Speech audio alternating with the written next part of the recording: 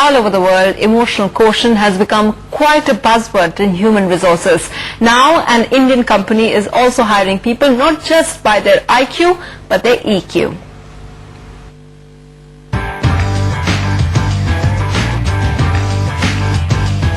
Imagine a profit-driven company where emotions are valued more than intelligence. Believe it or not, there are people for whom it is not a matter of imagination but a reality. Meet Uttam from Bosch & Lomb. 18 months ago, he was hired because his emotional quotient or EQ was higher than his IQ. And the recruitment process was based largely on emotional assessment. To my mind, I think EQ is the numerator. And your human intelligence, which is a factor of IQ, is a denominator. So even if your IQ is very high, if your numerator value is 0, it amounts to 0. In a country where your worth is almost solely measured by your academic credentials, it's good to know that companies are now looking for additional qualifications in potential employees. And increasingly, it's interpersonal skills and people-to-people relations that are becoming more important today than they were before.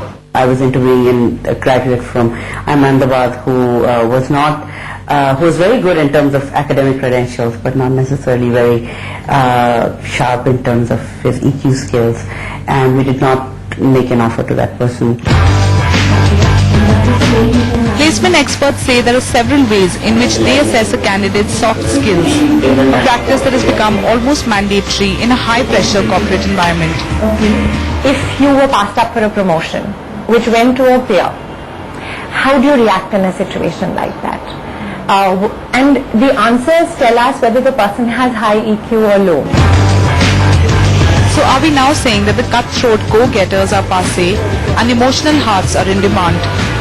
Well, if corporate research is to go by, high levels of emotional intelligence in employees often translate into high profits, making this a must-have quality in order to get that prize job. In New Delhi, Neha Kirpal for NDTV.